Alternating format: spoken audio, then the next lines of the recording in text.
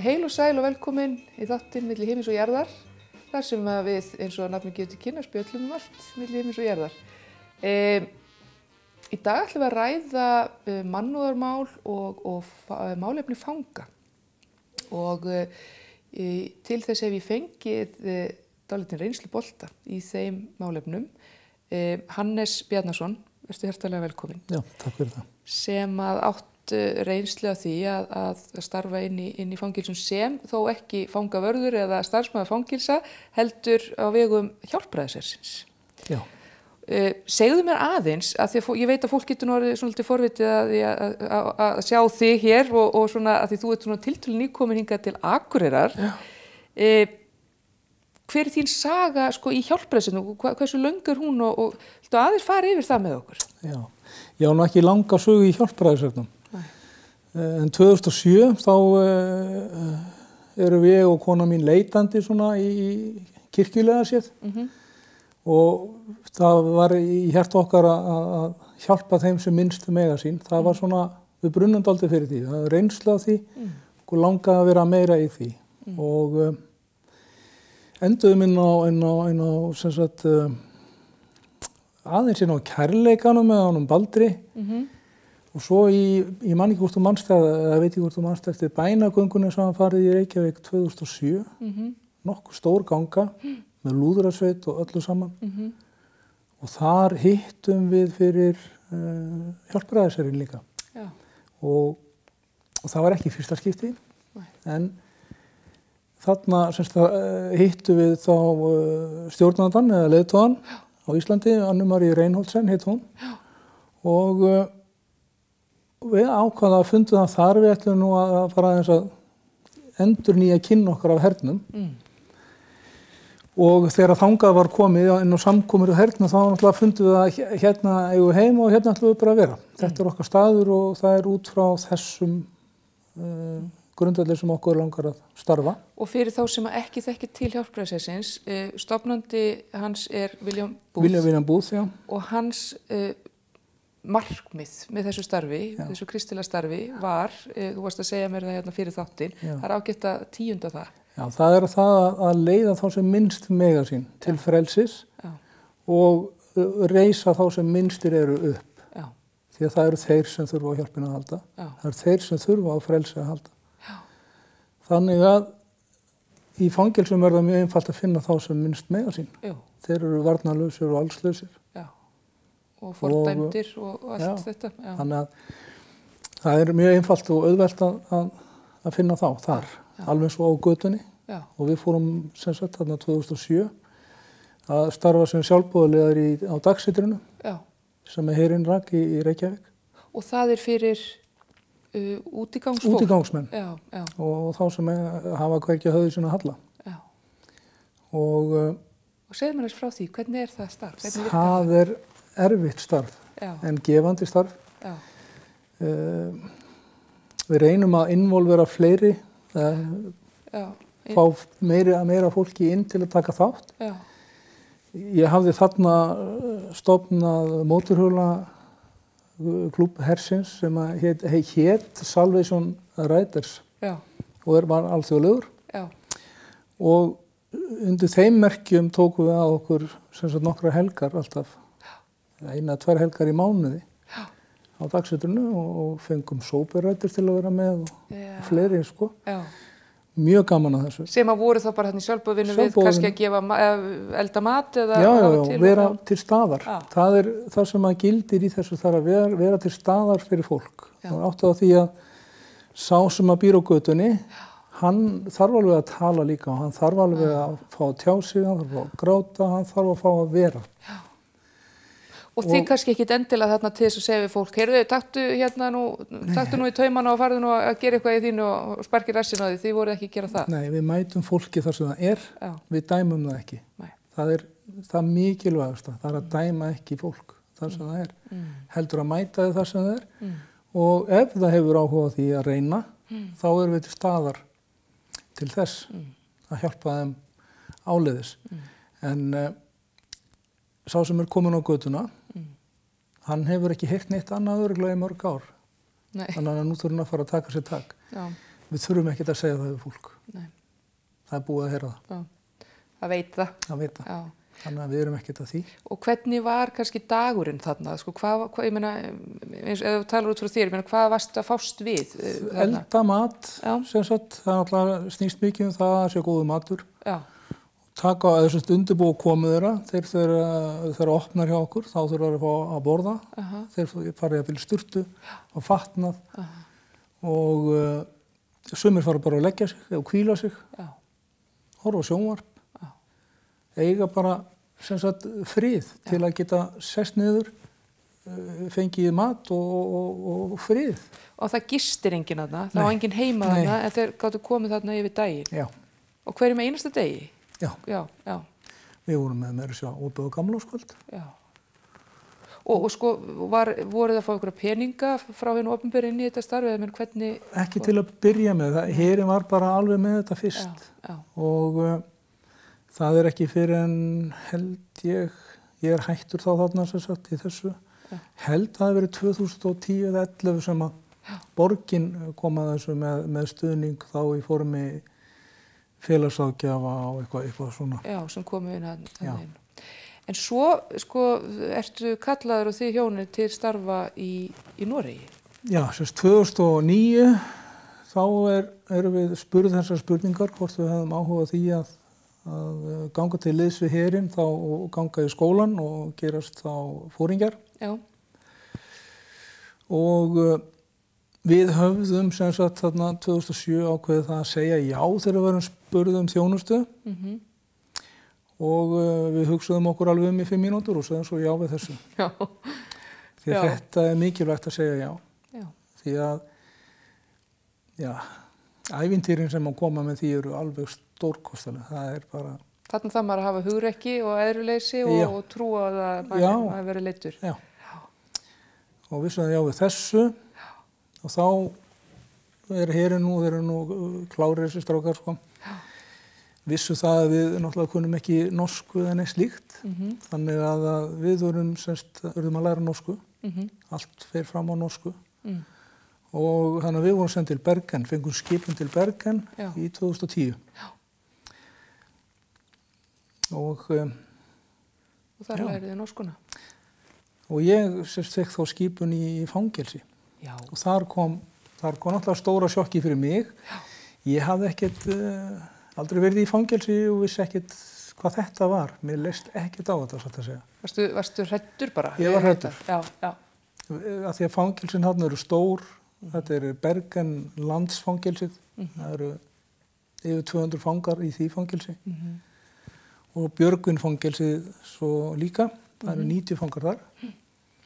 Og þetta voru 2 fangelsi sem ég átti að sinna. Já. Og ég kunni ekki norsku. Nei. Þetta var mjög svona. Hvernig var, getur rifjað upp bara fyrstu heimsóknu þína þangað og fyrsta daginn?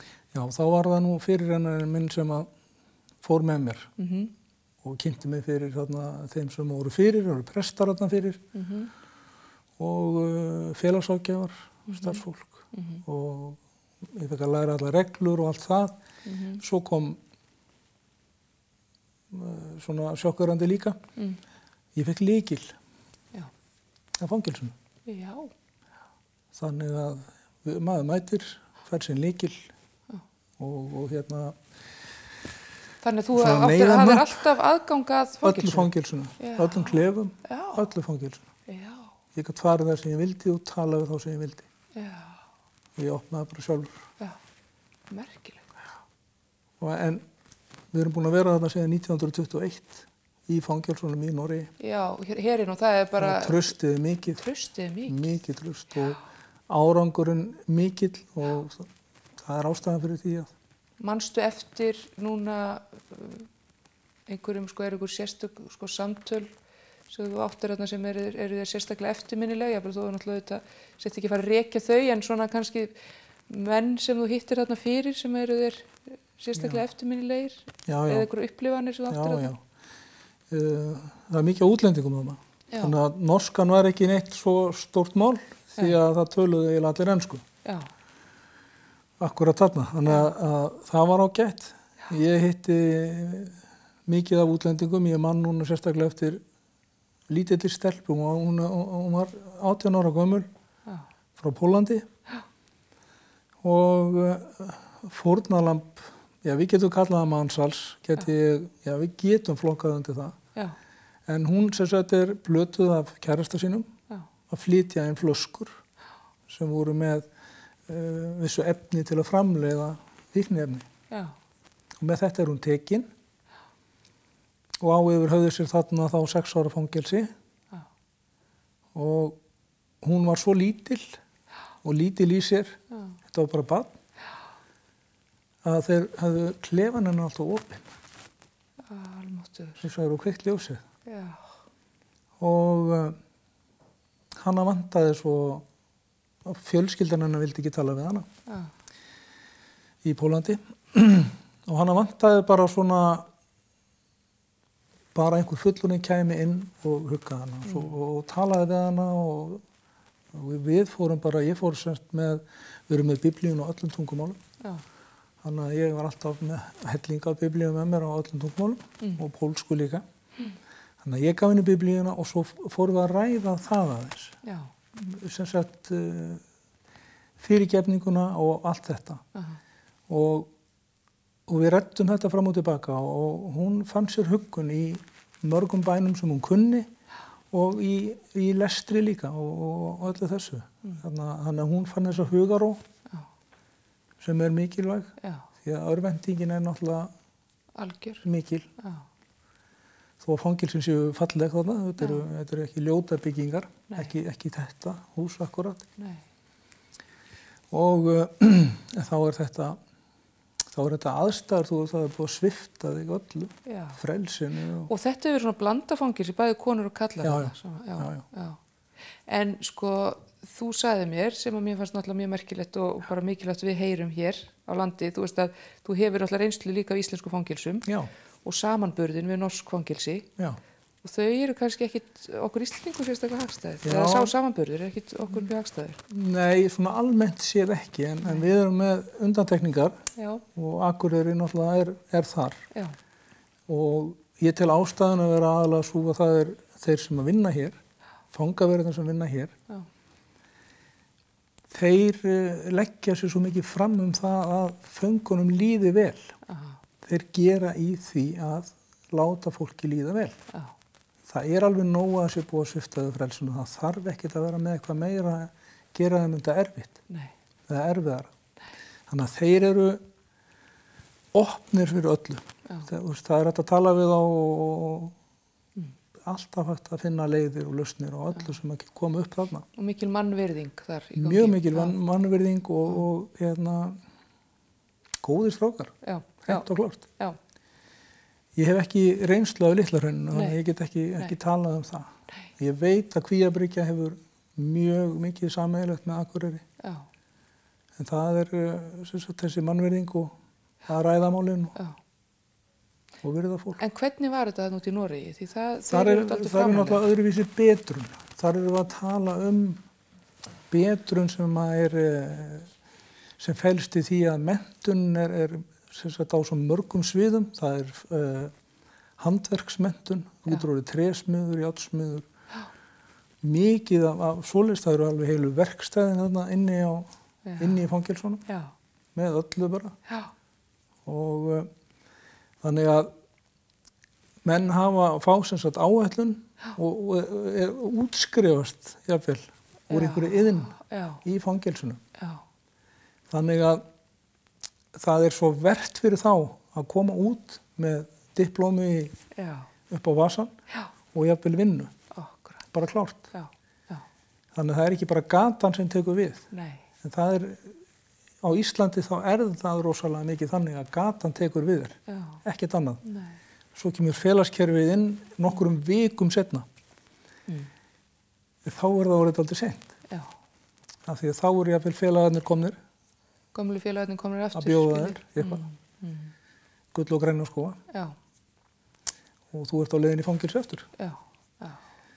Þannig að þetta svona gildra sem margir falli hérna heima. Sko þarna í Noregi, normin ekkert mjög hræddir við að blanda saman og komum með trúna inn í þetta opna rými eða opinbera rými eða almanna rými eins og þarna, ég meina, þarna bara herinn búin að vera og hafa lykil í fangilsunum í öll þessu ár. Þarna eru prestar. Já. Nú ef einhver er múslimi þá getur hann fengið ímann til sín. Já, en þeir akkurat. Ef þeir vilja. Já. Það eru haldnar kaþólska messur í fangilsunum, hersamkomur og lúterska messur. Já. Það er enginn í felum með þetta. Nei. Og af hverju? Nei, nákvæmlega. Af hverju? Ég meina þetta er það sem að við byggjum allt okkar á. Já. En sko, eins og bara þarna inn í fangilsunum Noregi, svona varðandi sálfræðiþjónustu og annað slíkt. Var það sko, til fyrirmyndar, var það mikið? Alveg, það eru geðlækningar og annað. Allt, starfandi félagsráðgjafi í fangelsunum. Já, bara. Og við erum, hjálparæðisherinn er með prógram í Noregi sem heitir Safe Way Home, sem er bæði fyrir útlendinga og í innlenda.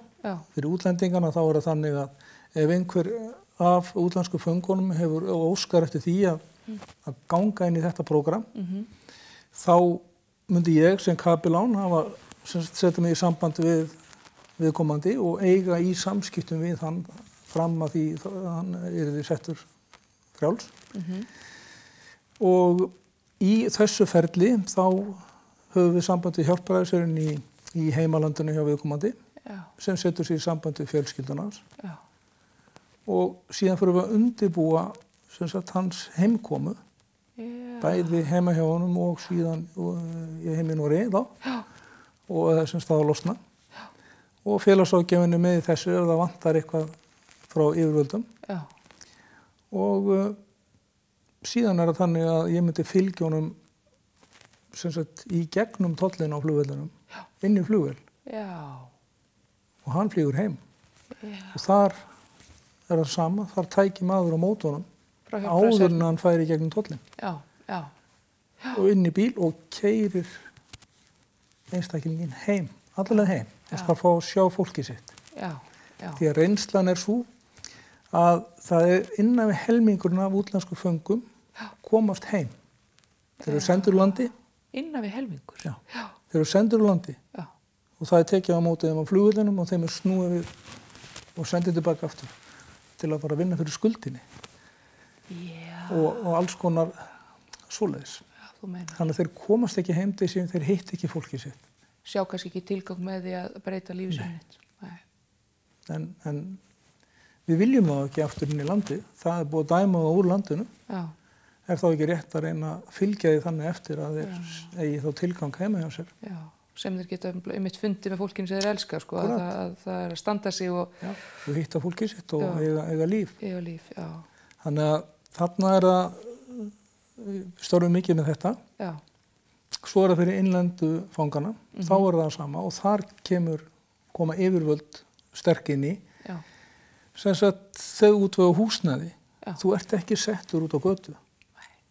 Ef þú átt hvergi heima, þegar þú kemur út, þá þarft þú að fá heimili áður þú kemur út. Þannig að þú fær þá væntanlega íbúð í því sveitarfélagi sem að þú tilheyrir. Og ef þú ert allslaus líka, þá myndi herinn, hertex heitir það á íslensku, fretex á norsku, þá myndi við dekka upp fyrir íbúðina bara, með húsgögnum og öllu sem þú þarft. Og ég myndi segja að keyra þig heim og við myndum hjálpa þér að finna vinnu og það gerir náttúrulega félagsyfirvöld líka þannig. Þannig að það er markvisst unnið að því að halda þér að þú komir ekki aftur í fangilsið. Já, því það er að leiðilega við þetta allt saman. Að kannski eru margir búin að gera það sem ég geta til þess að hjálpa fanganum að eignast eitthvað út en svo bara... Svo hann kemur út og þá bara er þetta of erfitt. Þá eru yfirvöld jafnvel að vinna gegn með sínu battería því að sveitafélagi gegn ríkinu, getum við sagt. Af því að þú ert í fangilsi á ábyrgð ríkisins, svo kemur út, þá ferðu á ábyrgð sveitafélagsins og það líða einhverja vikur þar til að það svona kemur inn og fer að gerast eitthvað. Og það bara engan veginn ásættanlegt. Nei, og það þarf náttúrulega líka að hjálpa því menn missa náttúrulega ákveðna lífsleikni, sko, sitjandi inni og bara leikni í því að vera þáttakendur bara í þessu daglega lífi út í samfélaginu. Já. Þannig að það þarf náttúrulega, sko, að svo bara kunna þér, kannski, þú veist, þeir kunna bara ákveðna hluti og það þarf náttúrulega bara að kenna þeim að vera aftur þjóðfélagsþegn, sko.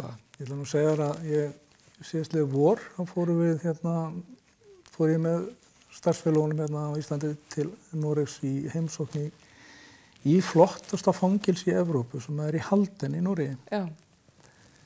Þeir eru með alls konar prógram fyrir fangana og þeir, sem sagt, þeirra áður en að fangar eru látnir lausir, þá er farið með þá, sem sagt, það er til ljótt orðið fyrir þetta á íslensku, að umhverfisvenja fólk. Já.